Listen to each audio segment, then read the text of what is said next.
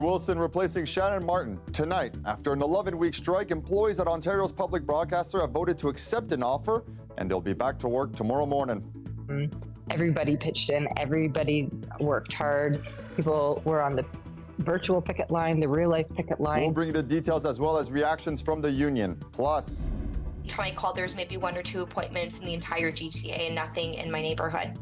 some parents and pharmacists are describing the vaccine rollout as a scramble. That's despite messaging encouraging Ontarians to get up to date with their shots. And for me, it means remembering the past and hoping to create a better future. How a group of Girl Guides are honoring veterans and their sacrifice to mark the beginning of Remembrance Week. This is CBC Late Night News.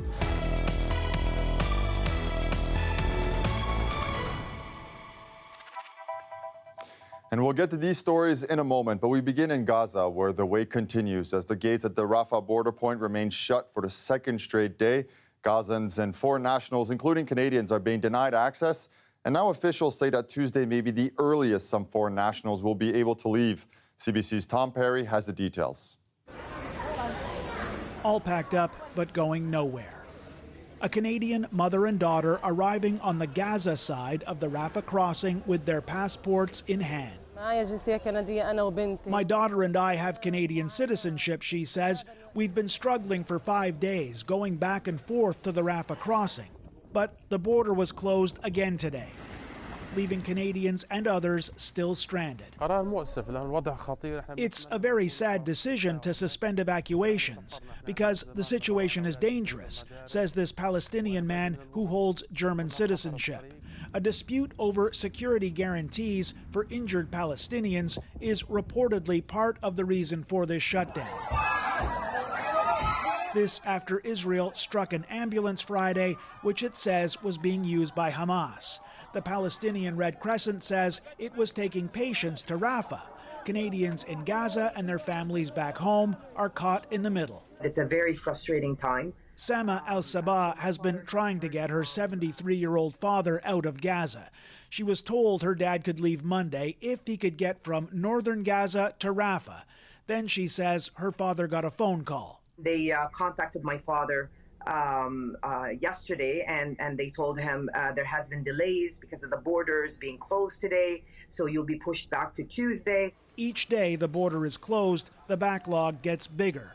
But aid groups say while countries try to get their people to safety, they can't forget Palestinians who have nowhere to run. All civilians should be protected. All civilians should not be harmed. But civilians have been paying a heavy price since this conflict began.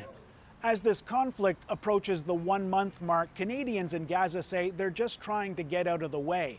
Global Affairs now says Canadians could start leaving Gaza as early as Tuesday, though it warns that date is tentative and subject to change. Tom Perry, CBC News, Cairo.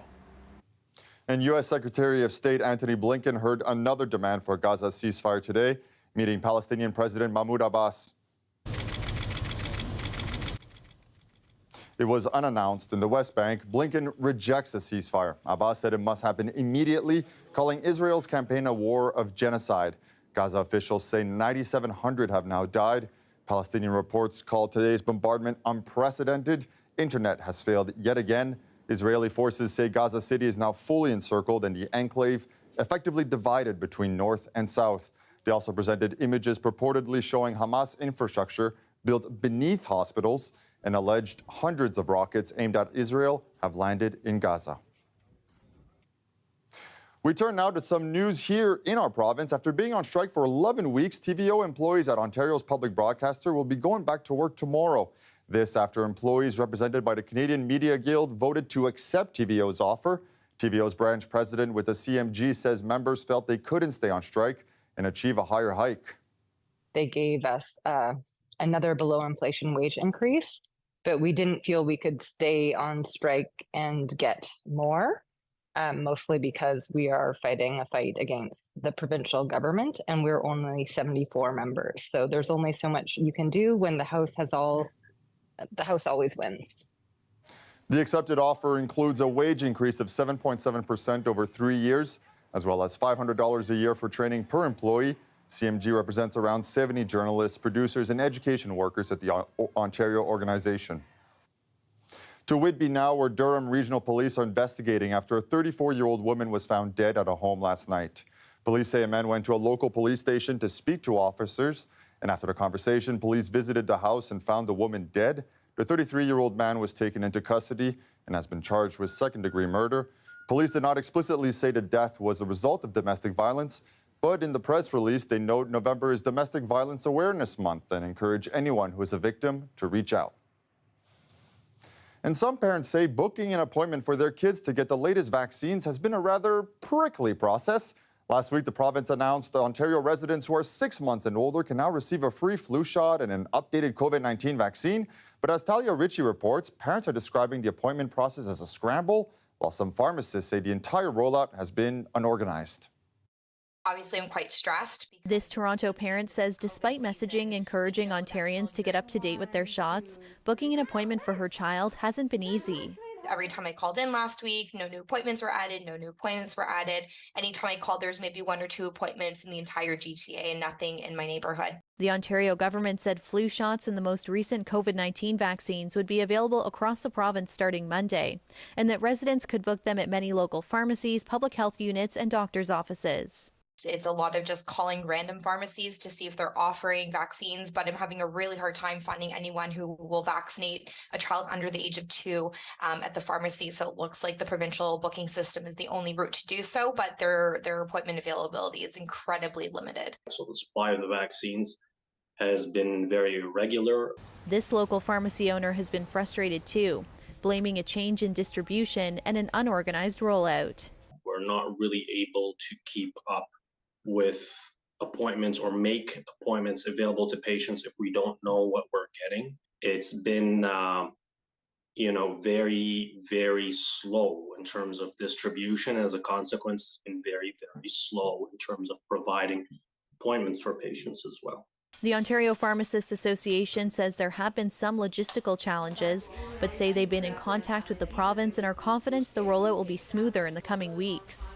We have heard some frustrations around the ability to order or reorder a vaccine. As we look at the rollout of publicly funded programs, ultimately there are always some challenges early on as we see that sort of surge in demand from people that want to be vaccinated. The Ministry of Health says public health units are responsible for managing and overseeing the distribution and administration of vaccines in their region.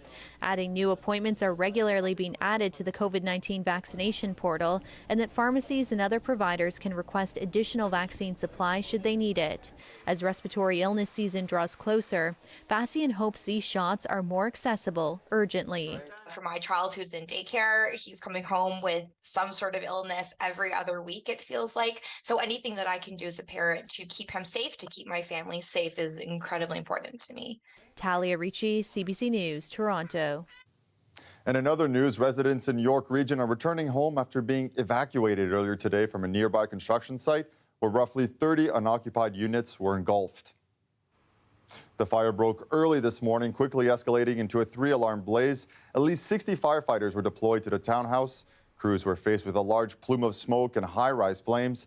An aerial truck that attended this scene was destroyed during the fire. Authorities say the cost to replace the unit surpasses the $1 million. There's still little information tonight on what led to the fire. Vaughan Deputy Fire Chief Grant Moffat told CBC News propane cylinders exploded at the construction site. No injuries were reported. The Office of the Fire Marshal will inspect the scene tomorrow to probe the cause and circumstances of the blaze.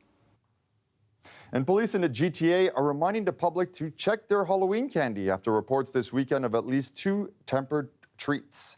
Toronto police releasing this image. They say the treat was collected on Halloween night in the Earls Court neighborhood in Toronto.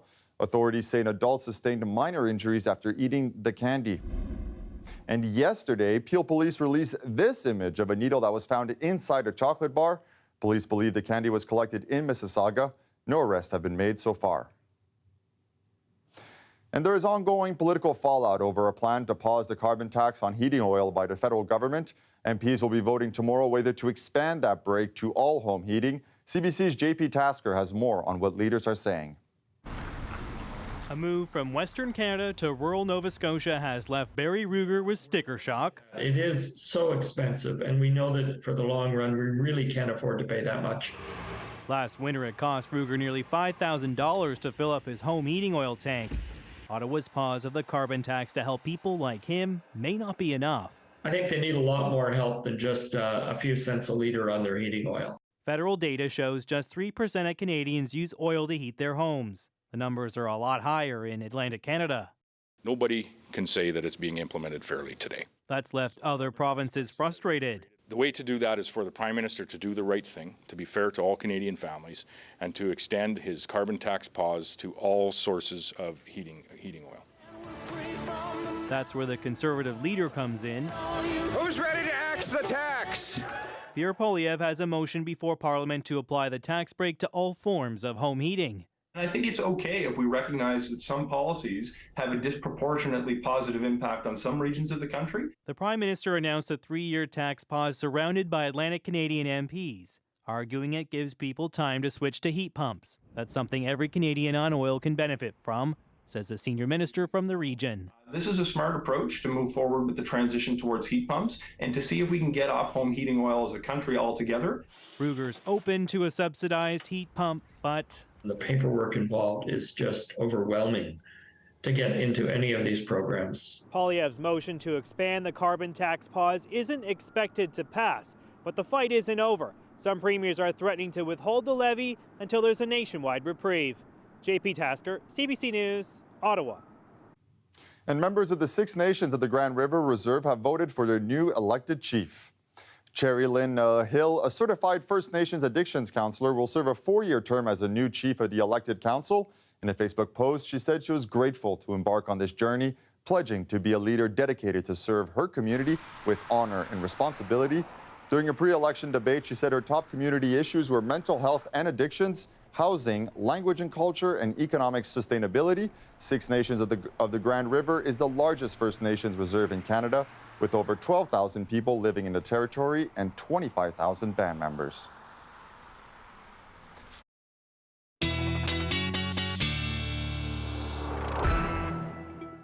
And now Sophia Kambalaya joins us for a first look at your weather. Sophia, tell us more.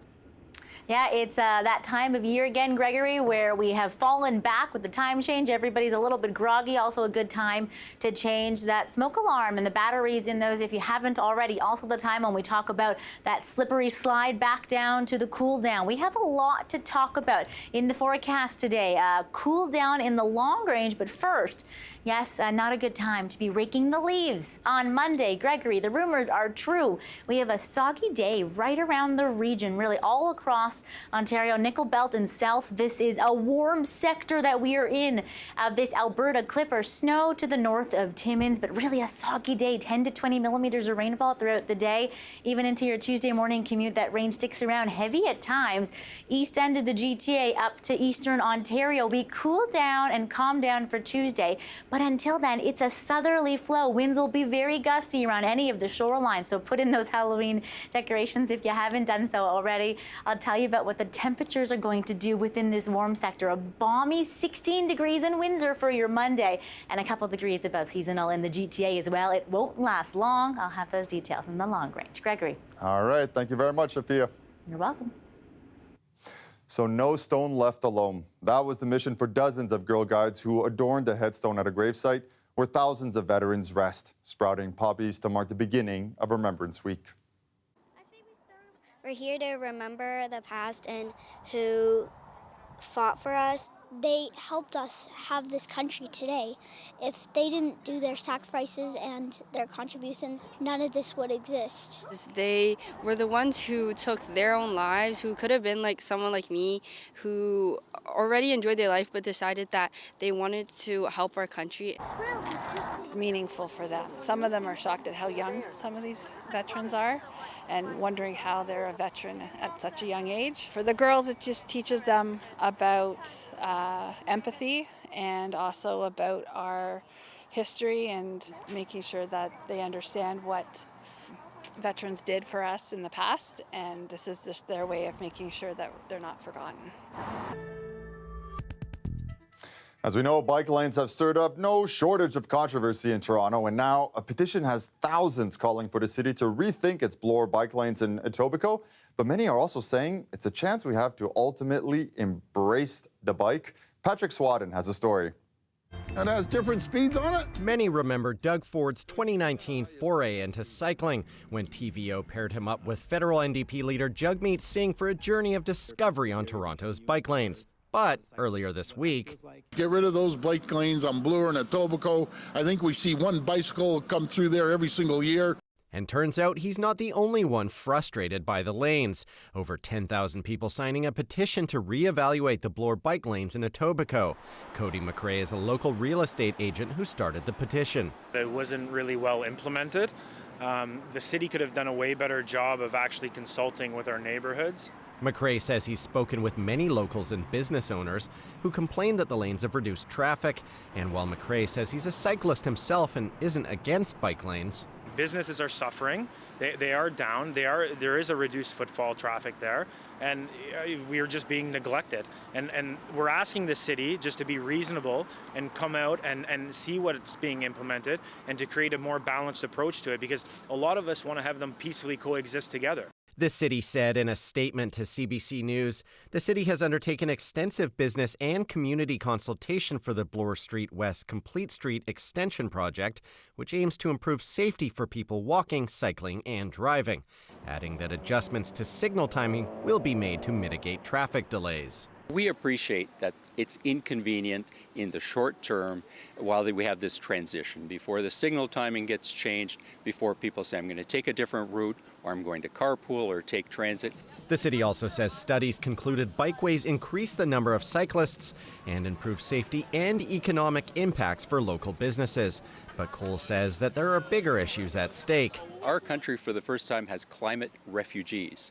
So that's inconvenient for a lot more people than the people that are complaining about this complete street. Well, what if you lose a loved one, as a family did right at Aberfoyle in Bloor this past year? Well, that's not just inconvenient, it's a tragedy. And we're trying to avoid that from happening. The city says the Bloor extension is still ongoing and anticipated to be complete by the end of the year.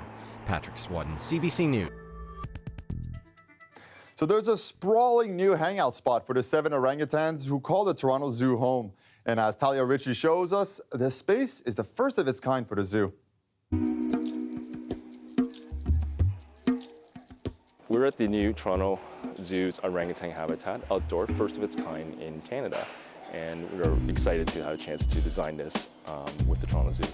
It's one of the most complex projects that we've ever encountered. To be honest, we've never designed anything that's non-human.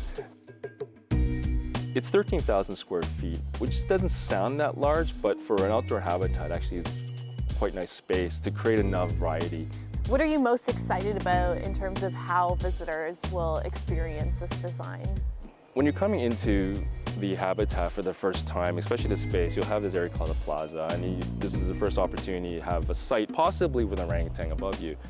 And as you kind of move your way around, and the orangutans, if people are not familiar, they're very social animals, and there's key moments, especially around the corner, where there is a splash pad or a spray nozzle. And when the orangutans are being a little cheeky, they can actually spray a guest. We have 2 poles that are 75 feet high that spans 150 feet across, and that, to me, is probably one of its kind. When we worked with our engineers, they had to come up with an idea of a design, like how many orangutans would be on the cable at any given time, and they designed it for 550 pounds. And then this side of the play structure is for humans. Yeah, you could say humans, adults, or children, yes. Yeah, so this is where my son had a blast, let's put it that way, trying to mimic the orangutans.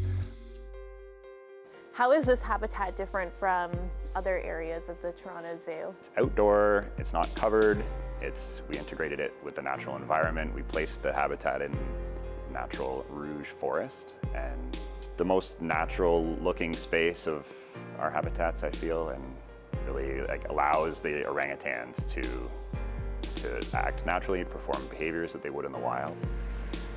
Orangutans live in rainforests. These particular orangutans are Sumatran orangutans, and their natural habitats threatened by humans through palm oil plantations.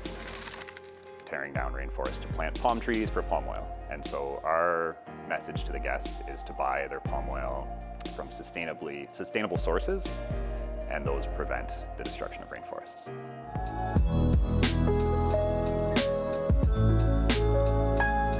So as we're walking here, this is what we're trying to do as called the immersion path. And when the landscape starts growing up over the next few years, the idea is that you almost feel like you're walking through natural habitat. And eventually you'll make your way up and then get back to eye level with the orangutans. That's a unique experience that this project, when we designed it, was really an opportunity to create something kind of cool.